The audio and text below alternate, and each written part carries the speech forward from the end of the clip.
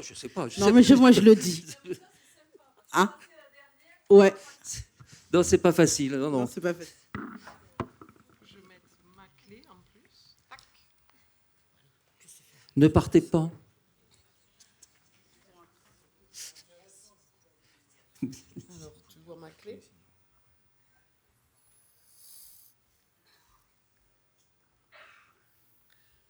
Du coup, ouais, c'est ça.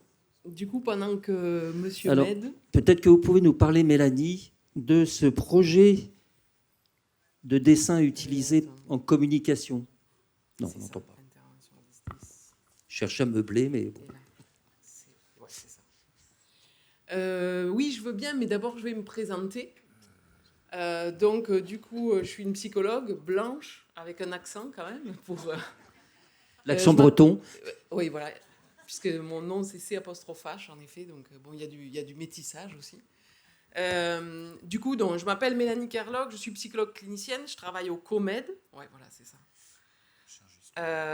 Et donc, le COMED, c'est une association qui aussi milite pour l'accès aux soins des personnes exilées en situation de grande vulnérabilité depuis 45 ans. Donc, c'est des cousins, on va dire.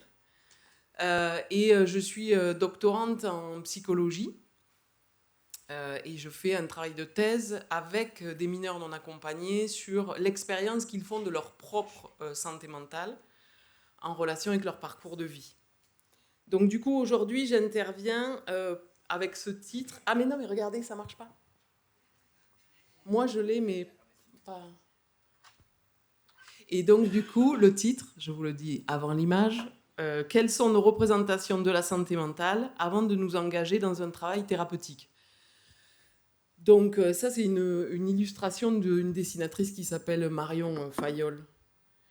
Et du coup, c'est vrai que je me suis présentée, j'ai travaillé cette intervention puisqu'on co-anime les ateliers dont je vais vous parler avec une psychologue qui s'appelle Andrea Barros-Leal. Et ensuite, c'était pour vous présenter ma direction de thèse, donc Thierry Bobet, pour ceux qui connaissent, et Stéphanie Van Den Toren, voilà, pour aussi que vous sachiez que ce travail est supervisé. C'est vrai que la question des représentations préalables, à la rencontre thérapeutique, elle me paraît essentielle. Et d'ailleurs, tout à l'heure, il y a eu des remarques dans le public sur cette question de stigmatisation qui est liée à la santé mentale. Et donc, du coup, ça trait à tous ces sujets. Ça me semble vraiment essentiel. Sur les constats, nous, on est parti de cette idée que le recours aux soins en santé mentale des jeunes, et en particulier des mineurs non accompagnés, est une question majeure. Donc, dans la question du recours, il y a la question de l'accès, mais il y a la question aussi, après, de savoir, d'accéder et de s'inscrire dans les soins. On sait que la littérature scientifique prouve que ce public développe plus de troubles psychiques que leurs homologues accompagnés ou originaires des pays d'arrivée. Et ça, il y a tout un tas d'études. C'est pas ce que je vais développer aujourd'hui, mais il y a vraiment plusieurs études avec des prévalences différentes, certes en fonction de la manière dont les études sont faites, mais qui vont toutes dans le même sens. C'est qu'on a un taux de développement de troubles psychiques qui est très important. Et en même temps, on sait aussi que statistiquement, ils accèdent moins aux soins de santé mentale. Donc, on sait qu'il y a de nombreuses barrières qui peuvent être identifiées. Là aussi, ça pourrait faire l'objet d'une intervention en elle-même. Et donc, c'est sur une de ces barrières que je voudrais attirer votre attention aujourd'hui, c'est les représentations que l'on a de la santé mentale, donc à la fois celles que les MNA ont, mais aussi celles que les soignants et travailleurs sociaux ont. Et donc, du coup, ça, c'est quelque chose qui est important parce que, notamment quand on veut orienter vers la santé mentale, on a nos propres représentations. Et ça peut constituer un frein dans l'accompagnement vers les soins, notamment si on est soi-même inquiet par rapport à ces questions. Nous, on a du coup conçu un dispositif. D'abord, quand on travaillait au centre de Pantin avec Médecins sans frontières, puisque je ne l'ai pas dit dans ma présentation, mais moi j'ai travaillé 10 ans avec Médecins sans frontières, et notamment 5 ans dans un centre qui accueille des mineurs non accompagnés en recours. Et donc, du coup, on a élaboré cette question-là, ces ateliers, dans ce centre pour amener vers les soins, pour travailler cette question de comment, en fait, on formule une demande et comment est-ce qu'on peut se diriger vers les soins et s'y inscrire. Donc, comme petit rappel, les mineurs non accompagnés, moi, je souscris tout à fait à la définition que Barbara Bertini en a donnée ce matin, c'est-à-dire c'est une définition large. Il y a effectivement les mineurs non accompagnés qui sont pris en charge par l'aide sociale à l'ASE, mais il y a aussi tous les autres qui ne sont pas protégés par l'ASE. Et notamment, ce que l'on appelle en recours, ce sont des jeunes qui ont passé l'évaluation pour leur minorité et leur isolement, et qui n'ont pas été protégés par l'ASE, et qui sont en recours auprès du juge des enfants, et qui, pendant ce temps-là, se retrouvent dans une zone grise, ni mineur ni majeur. Tout à l'heure, vous avez témoigné sur le fait de passer aussi du temps dans la rue en attendant de pouvoir intégrer cette protection. Et pendant ce temps-là, il se passe plein de choses, et nous, on a travaillé le soin et l'accès aux soins aussi dès cette période-là. Parce que c'est vrai qu'il nous semble très important de considérer que les soins en santé mentale, comme les soins à la santé physique, comme l'accès à un logement, comme l'accès à une scolarité, comme l'accès à ses droits, etc., en fait, on pense que tout doit avancer en même temps et qu'on ne doit pas attendre d'être hébergé, scolarisé, puis accéder à la santé. On pense qu'on peut commencer dès le départ et même dans des situations de très grande précarité, ça nous semble justement déterminant. Donc du coup, on a fait ces ateliers. On en a mené donc, un certain nombre dans ce centre à Pantin, donc 316 ateliers qui ont accueilli 974 participants entre 2018 et 2021, des jeunes qui étaient majoritairement des garçons entre 15 et 17 ans, et on a fait ces ateliers dans différentes langues, en français, mais aussi en soninké, en bambara, en anglais, en peul de Guinée, en wolof, en soussou, en diaranké, en bengali, en dari, en pashtou, en arabe, en somali, en ourdou, en lingala, en portugais, en créole du Sierra Leone. Et pour moi, c'est important de donner aussi toute cette place à ces langues, parce que les langues, elles sont importantes, les langues d'origine, et que les gens puissent s'exprimer dans une langue qu'ils maîtrisent et qu'ils puissent être entendus, c'est un fondamental. Donc, on travaille beaucoup avec des interprètes pour pouvoir mener ces actions, ou des personnes, des professionnels qui ont plusieurs langues et qui, du coup, aussi peuvent le faire en plusieurs langues. Ces séances, donc, elles étaient groupales, mais pour certaines jeunes qui avaient des langues très rares, ça pouvait être aussi des séances individuelles. On a poursuivi ces ateliers dans le cadre de ce qu'on appelle la MNALT, donc qui est un accueil de jour pour mineurs non accompagnés en recours à l'heure actuelle, qui est géré par l'Armée du Salut. Et on a recommencé il y a 1 an, on a fait 19 interventions et on a rencontré 98 jeunes dans ce cadre-là. C'était beaucoup de jeunes qui venaient de Guinée-Conakry et de Côte d'Ivoire, mais aussi d'autres nationalités, qui avaient entre 14 et 17 ans, et on a travaillé aussi le point des orientations. Dans ces 2 lieux, qui sont des lieux qu'on peut considérer aussi comme des lieux intermédiaires, c'est-à-dire dans lesquels on donne de la place à la société d'origine, et dans laquelle on donne de la place aussi à discuter la société d'arrivée, c'est quand même beaucoup fréquenté par des garçons. Les MNA filles en recours, c'est un public qui actuellement est accompagné par MSF, par Utopia, mais pas forcément dans ces 2 lieux où j'étais intervenue. Donc du coup, ces ateliers, ils offrent un échange à partir du terme de santé mentale. Donc à la fois la manière dont le psychisme, comment on définit le psychisme, l'appareil psychique, la santé mentale, et la manière dont on s'en occupe, comment le contexte va agir sur l'équilibre psychique, et la possibilité d'orienter vers les soins.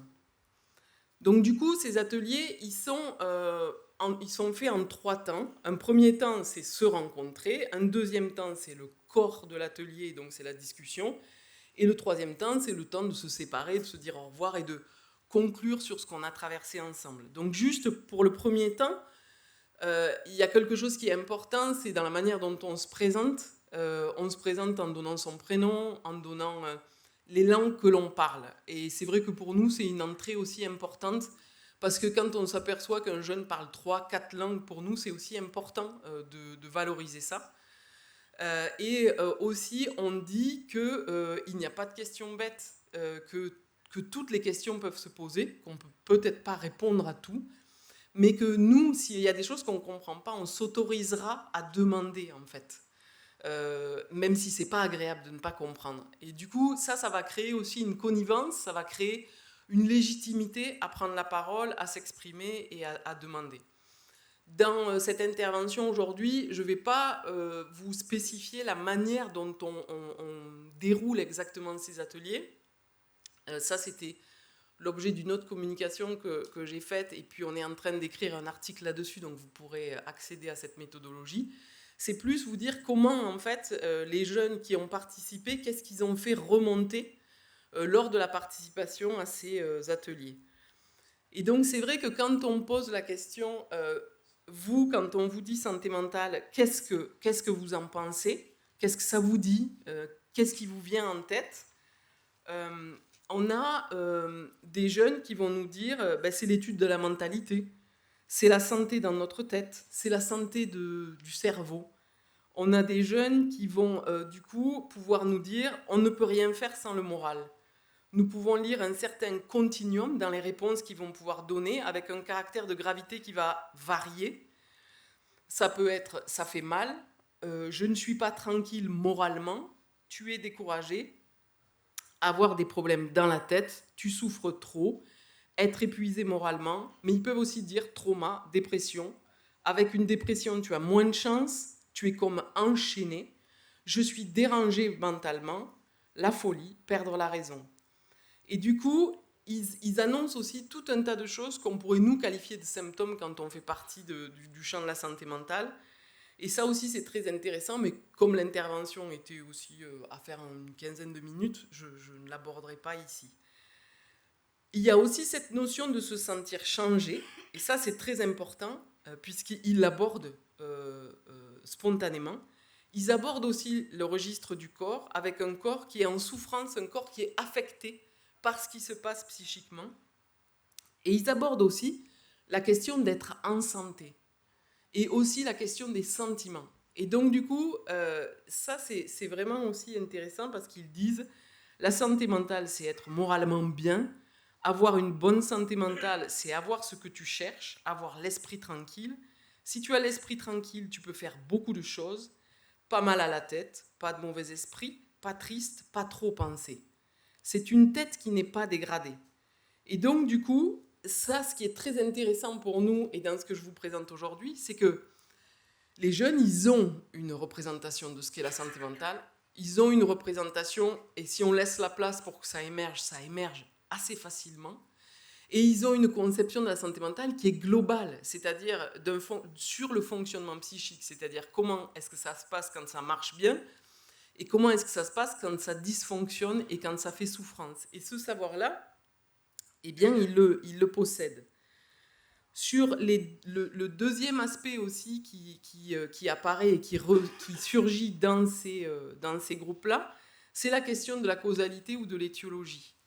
Et c'est sûr que les jeunes, ils peuvent dire effectivement que les soucis se retrouvent à l'intérieur, les soucis jouent sur notre morale, ils peuvent déranger la tête. Et donc du coup, la question de la causalité, ce qui se passe dans le contexte et la manière dont ça va jouer sur le psychisme, c'est quelque chose qu'ils savent, c'est quelque chose qu'ils ressentent et c'est quelque chose qu'ils expriment. Avec les jeunes avec qui moi j'ai l'habitude de travailler, c'est des jeunes qui sont en rue, donc du coup qui connaissent une exclusion massive et très grave, et donc du coup ça vient forcément dans les groupes, et ça vient pour montrer aussi comment ça vient jouer sur leur psyché, et la question d'être à la rue, elle est évoquée au premier plan. Et ce qui est intéressant dans la situation groupale, c'est que ce sont des contenus qui sont partageables, et qui ont besoin aussi d'être énoncés, d'être entendus et d'être reconnus, et qui est cette reconnaissance que ça affecte la dimension psychique. Il y a la précarité aussi au-delà de la rue. Un jeune disait, ta minorité mise en jeu, pas de représentant légal, pas de papier, pas de travail, aucun moyen. On ne peut pas travailler comme mineur, mais on n'a pas de prise en charge. Un autre disait, je suis sur une liste, j'attends. Ils rendent compte de l'état défectueux de leur réseau social. Ils parlent aussi de la place de la famille dans leur équilibre psychique, avec, là aussi, il y a des développements passionnants aussi à faire sur ce thème-là. Et puis, il y a aussi la dimension coloniale, post-coloniale, et la dimension du racisme qui apparaît aussi dans la manière dont le contexte va agir sur leur équilibre psychique. Certains jeunes vont souligner le fait que ce qu'on vit ici augmente ce qui s'est passé. Un d'eux a une expression pour représenter ce long parcours d'exil qui ne s'arrête pas en France.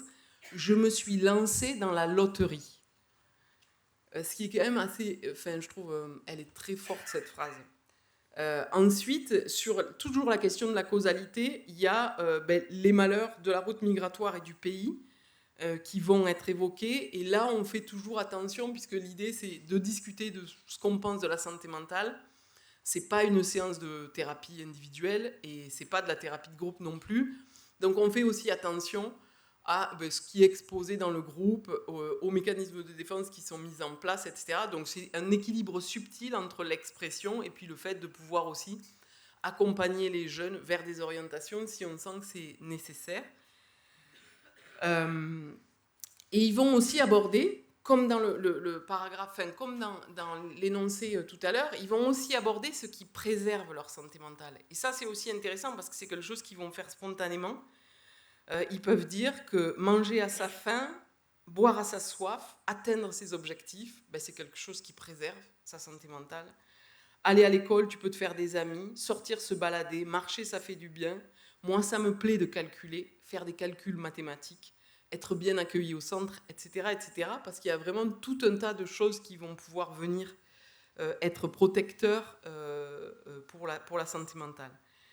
Ils peuvent aussi exprimer des solutions qui vont réprimer l'expression de la souffrance psychique, et ça, on doit être très attentif, ne pas laisser partir ton esprit dans les problèmes d'ici et d'avant, oublier le passé, se forcer pour être heureux. Et ça, c'est des choses aussi qui sont des stratégies, des bricolages pour tenir, mais nous, on doit être attentifs à ça, parce qu'effectivement, en sous-jacent, il peut y avoir une souffrance psychique qui n'est pas traitée et qui doit être traitée. Sur le dernier aspect, dans le contenu de ces groupes et ce qui revient, il y a un élément qui est essentiel, c'est la distinction entre le registre de l'effet psychique et le fait de développer un trouble psychique. Donc je m'explique. Et ça, c'est vrai que la plupart du temps, ça vient plutôt de nous, ça peut surgir dans le groupe, mais la plupart du temps, c'est nous, en tant qu'animatrices, qui vont amener ça. C'est le fait de dire qu'il y a des réponses logiques à un contexte, et donc effectivement, avoir des sentiments, la tristesse, le fait d'avoir peur, le fait d'être inquiet, etc., etc. Mais c'est logique à certains contextes. Maintenant, quand on se sent saturé, quand on se sent débordé, quand ces sentiments y prennent toute la place, quand les idées de mort, elles surgissent et qu'elles prennent de la place, etc., là, il y a un intérêt à être orienté, il y a un intérêt à ne pas rester seul avec ces choses-là. Et on insiste aussi beaucoup sur tous les aspects où les jeunes ont honte de parler de choses qui leur sont arrivées ou de choses qu'ils pensent. Et donc, je disais que c'est plutôt nous qui amorçons cette distinction. Des fois, ça arrive qu'on s'appuie sur les propos des jeunes. Il y en a un qui avait dit « aider à changer l'idée d'une histoire qui a trop marqué ». Et là, on a dit « waouh, on a un psychologue en herbe là », parce qu'effectivement, c'est très fin cette formulation. Mais sinon, la plupart du temps, on va reprendre les mots qui ont circulé, qui se sont donnés, et on va en quelque sorte les classer en parlant d'une réaction logique, en parlant de quelque chose qui est classique et quelque chose qui doit être accompagné, et d'en faire cette distinction.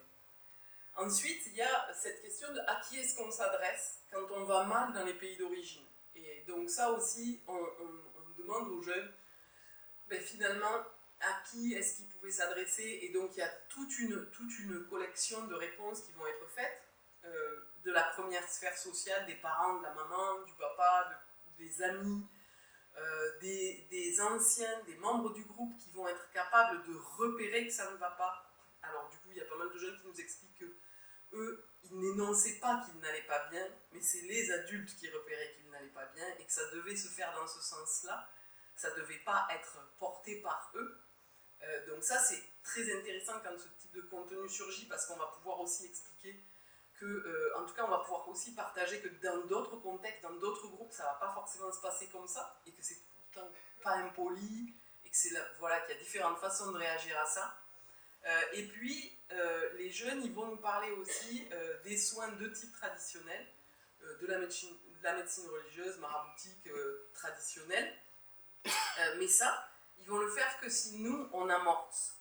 Parce que c'est comme s'il y avait besoin de sentir que c'est possible de parler de ça. Sinon, de manière spontanée, ben, peut-être qu'ils ne vont pas le faire.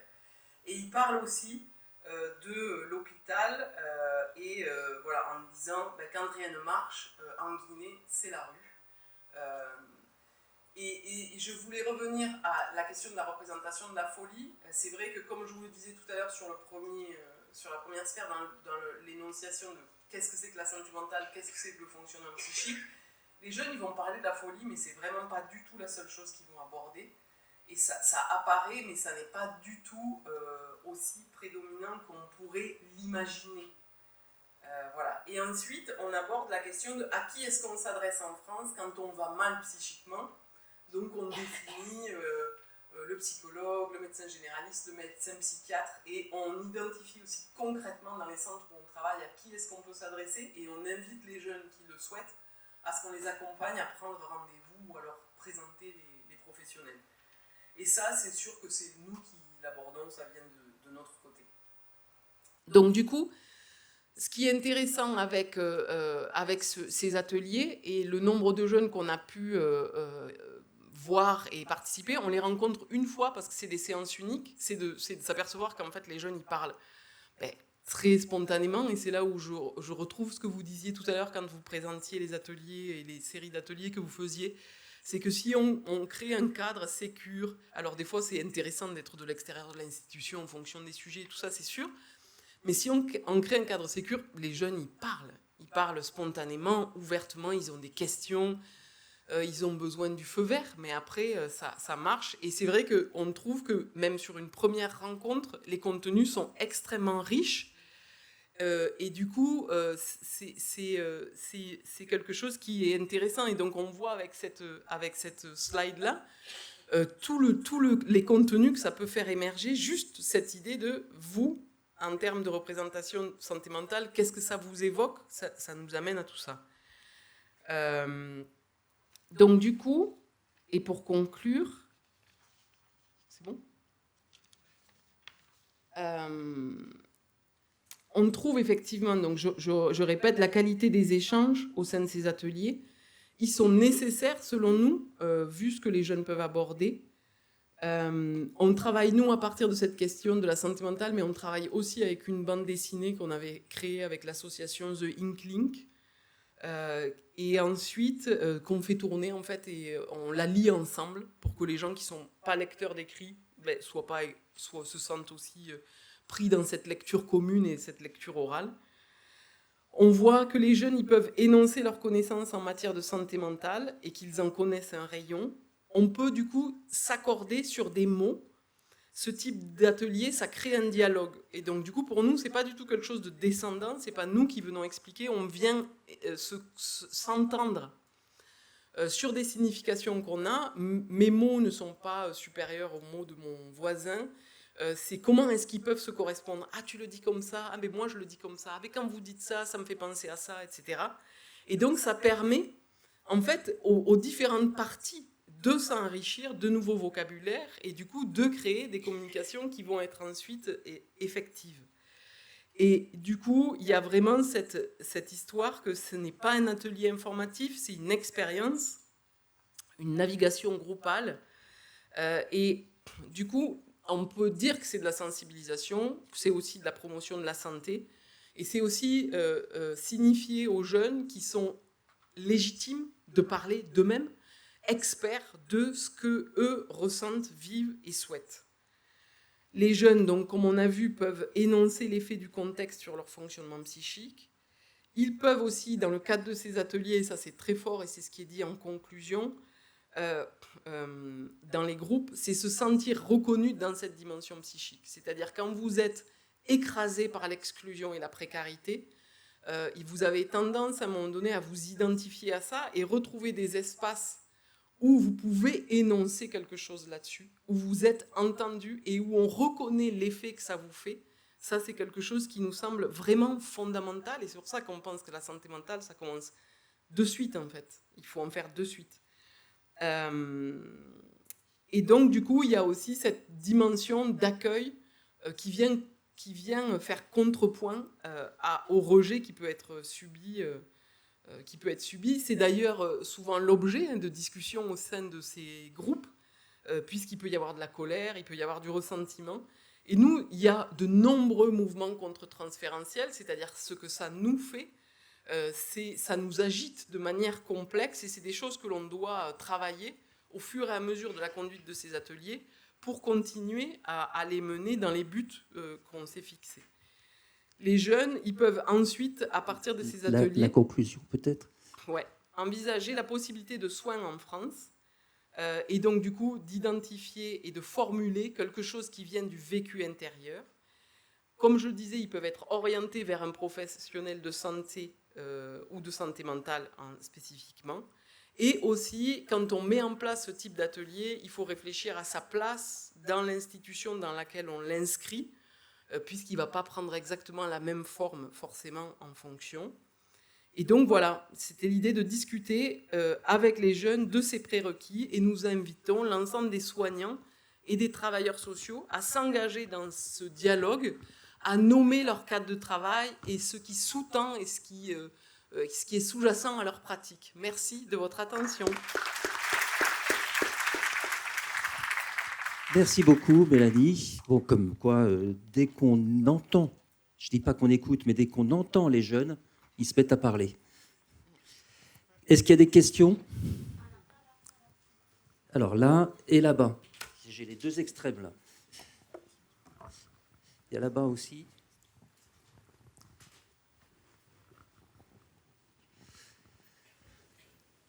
Je vous remercie beaucoup pour cette belle présentation. En fait, il y a beaucoup de stéréotypes concernant le métier de psychologue, concernant la santé mentale en général.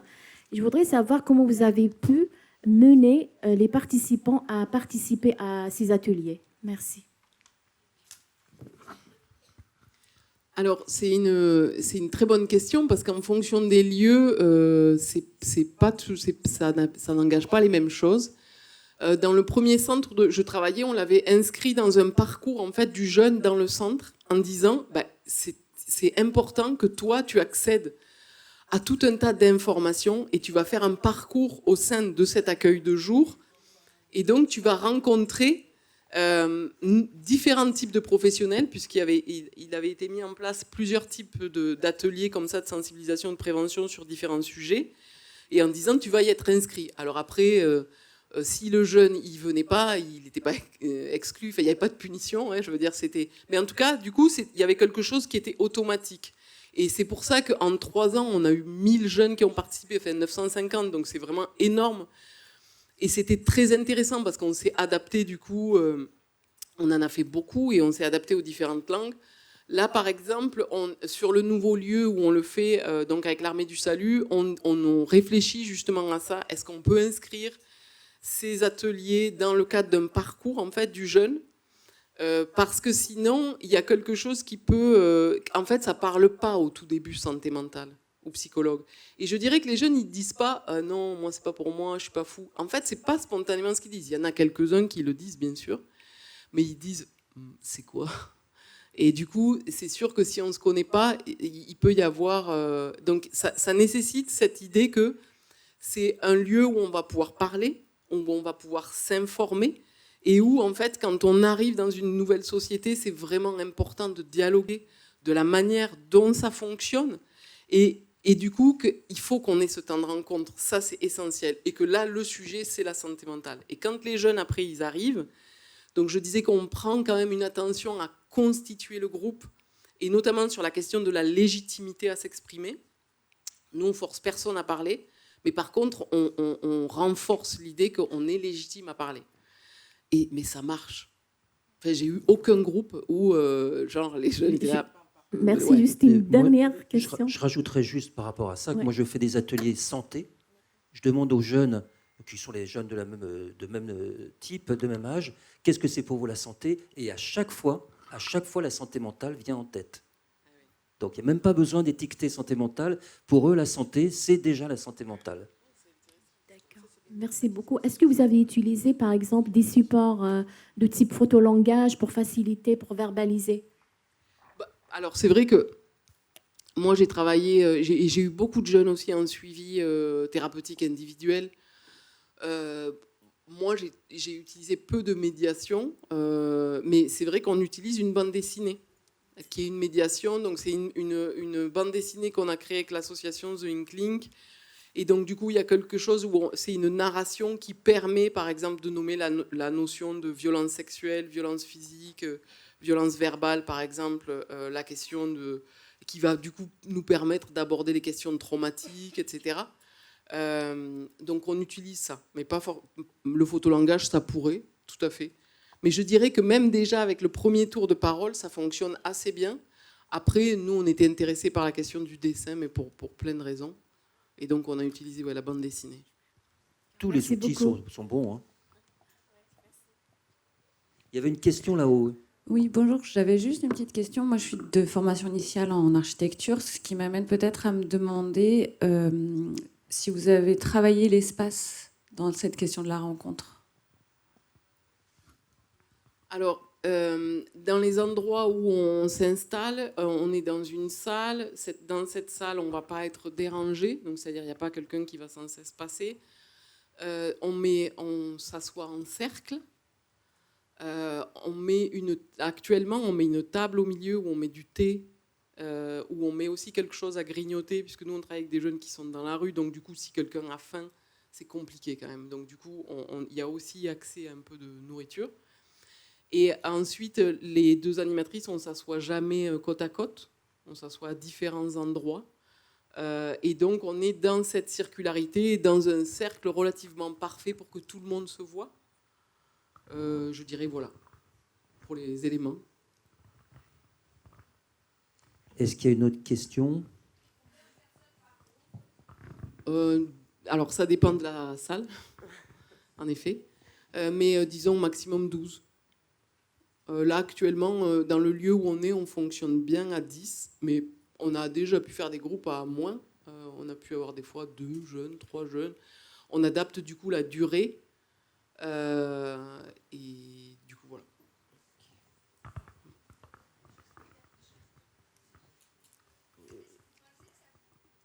Attendez, prenez le micro là, parce que je sais pas. Non, alors allez-y.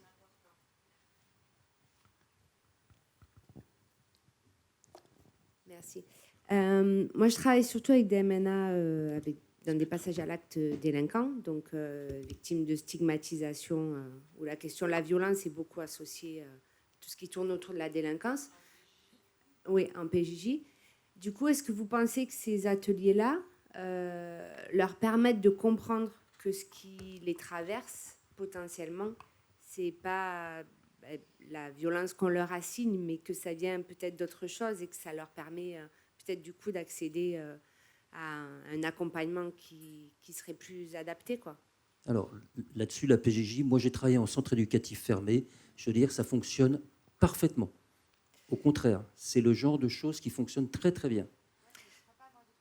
Non. Non, mais avec la PJJ, oui, avec la PJJ, oui, justement. Alors en dehors, parce que le centre éducatif fermé, c'est la caricature, Ah oui. c'est l'extrême, mais en dehors de, si ça fonctionne là, avec d'autres gamins de PJJ, ça fonctionne aussi très bien. Disons que ce qui est intéressant, c'est toujours de quand il y a un dispositif qui nous intéresse, c'est après de le designer en fonction du lieu.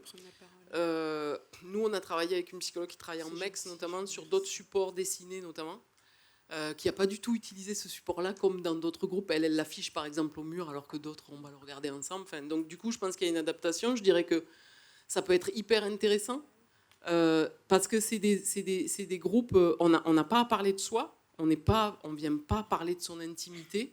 Si ça surgit, c'est pas interdit, mais en tout cas, on va aussi y donner la place que ça a et donc du coup accompagner ça.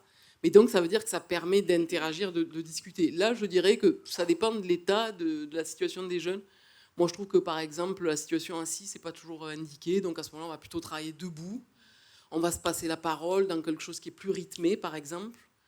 On va s'autoriser à rien dire. Enfin, je veux dire, et du coup, on va être dans ces formes d'adaptation qui sont intéressantes parce que c'est toute cette question de réflexion. Et je trouve que le pont avec qu'est-ce qu'on a appris au cours de l'enfance ou dans le groupe dans lequel on était et faire émerger son propre syncrétisme, c'est hyper intéressant.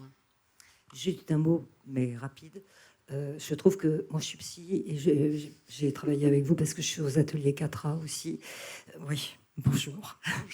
Et ce jeune que nous avons connu ensemble, ce qui a été le plus difficile et que je retrouve de plus difficile, c'est comment on a, nous, une idée de la nosographie, des troubles pré-psychotiques ou psychotiques et la manière dont on l'applique sur des jeunes qui ont des troubles, qui ne renvoient pas forcément à ça, je vais dire sur les formes de dépersonnalisation, de maraboutage, de mauvais œil, etc., qui sont considérés comme délirants quand on les oriente, et qui le sont, d'une certaine façon, sur le moment même, mais pour lesquels on s'aperçoit qu'avec une prise en charge adaptée, ça n'était pas de ce ressort-là, avec tout ce que veut dire le post-trauma, etc. Je trouve que c'est ce qu'il y a de plus sensible et difficile. Je sais qu'on partageait ça, donc si vous pouvez peut-être en dire un mot. Et juste, je voulais vous dire, les maisons des femmes font un travail formidable sur les femmes, donc il ne faut pas les oublier dans le circuit par rapport à ça, mais c'était ce que je disais tout à l'heure. Voilà. Alors, vous abordez un sujet qui serait peut-être l'objet de votre prochaine journée d'études. C'est un thème proposé sur la question du misdiagnosis, du mauvais diagnostic et de la manière dont un symptôme peut être présent dans plusieurs tableaux cliniques, et notamment dans la question du trauma complexe, comment ça peut être extrêmement difficile de poser un diagnostic juste et donc du coup de proposer une thérapeutique qui soit pertinente, que ce soit en termes médicamenteux, psychothérapeutiques, etc. Donc, ouais, c'est clair. Bonjour, je me présente, je suis Katia Bilon, médiatrice dans un PAEJ, rattachée à un club de prévention spécialisé.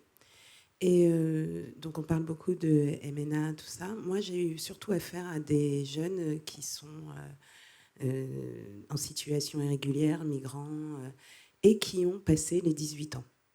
Donc, qui se retrouvent lâchés dans notre ville et souvent complètement perdus, qui sont passés par des parcours qui ne leur étaient pas adaptés, comme on dit, le projet de migration. On leur a fait faire des CAP qu'ils n'avaient pas du tout envie de faire. Donc ça n'a pas aidé à la reconstruction et à l'intégrité, et enfin tout ce qui en découle. Et justement, je suis venue exprès aujourd'hui assister à ce colloque parce que je me trouvais un petit peu à court de ressources pour savoir comment aider ces personnes qui sont justement dans la fin de l'aide par l'ASE, enfin de l'assistance, de la mise à l'abri, et qui se retrouvent projetés dans la rue avec plus rien, du jour au lendemain, et qui viennent sonner à nos portes, et on ne sait pas trop comment les aider, comment les orienter, à part en leur proposant une aide psychologique, des outils, enfin on fait avec ce qu'on a, et ce qu'on a, c'est pas forcément grand-chose. Mais en tout cas, on répond toujours, on est à la porte, et surtout j'ai affaire à des jeunes qui ne restent plus en place, en fait, qui se baladent un peu dans toute la France, qui vont aller à droite à gauche parce qu'on leur a dit qu'ici, ça se passait mieux pour quand on avait 18, 19 ans. Et on les perd, et le seul lien qu'on a reste par téléphone parce qu'on est les seules personnes qui ont encore leur papier d'identité, qui se font voler régulièrement, qui perdent, qui ne sont pas renouvelés. Enfin, on a des copies, mais... Voilà, je suis un peu venue à la recherche d'informations. J'en ai plein, hein, super intéressantes, mais qu'est-ce qui arrive à ces jeunes après, quoi? Écoutez, il nous reste 2 minutes. Donc Donc c'est un autre sujet pour une prochaine journée aussi. Voilà. Disons que par rapport à ça, ça, pour moi, ça évoque deux choses. On peut peut-être discuter après sur des lieux et la constitution du réseau, parce qu'effectivement, c'est quand même un gros boulot en fait pour chaque professionnel de construire un réseau, vers qui orienter, vers comment étayer, etc. Et ça fait partie du taf et c'est souvent pas trop comptabilisé. Et donc, du coup, c'est vraiment à construire. Et ça m'évoque aussi le fait que quand les jeunes sont pris en charge, de les affilier à des lieux qui vont rester malgré les ruptures administratives d'hébergement, pour que ces jeunes aient des ancrages qui vont pouvoir être continus. Et donc ça, dans le boulot d'accompagnement des travailleurs sociaux, je trouve que c'est aussi essentiel de travailler ces aspects-là qu'ils vont pouvoir garder, où ils vont pouvoir créer des liens qui vont perdurer malgré ces ruptures, pour éviter l'immense isolement qu'ils peuvent connaître après les 18 ans. Ce qui est justement le problème du PAEJ, qui normalement ne doit pas faire de suivi. Voilà. Statutairement. Oui. Après, chacun bricole. Après, chacun bricole. On ne fait pas de suivi, mais par contre, on les écoute, on les accueille. Et surtout, nous, on a un spectre de 12 à 25 ans. Et on a un accueil inconditionnel et on n'est pas territorialisé. Donc, forcément, on répond. Et vous répondez tellement bien que vous les suivez et qui reviennent, même quand il y a des coupures, parce qu'avoir beaucoup travaillé avec des clubs de prévention, pour nous, des institutions, parce qu'avant j'étais chef de service sur d'autres, bon bref, je renvoie beaucoup au niveau des clubs de prévention, parce qu'il y a un lien et c'est une libre adhésion et le lien de l'institution est tout autre, et que le jeune y revient 5 ans, voire même 10 ans parfois après, vous avez toujours des nouvelles. Et quand il a des moments très insécurisants, et peu importe où il se trouve, c'est vers le club de prévention. Donc merci pour le travail que vous faites. Merci. Ça sera le mot de la fin. Merci beaucoup. Et je laisse la parole au président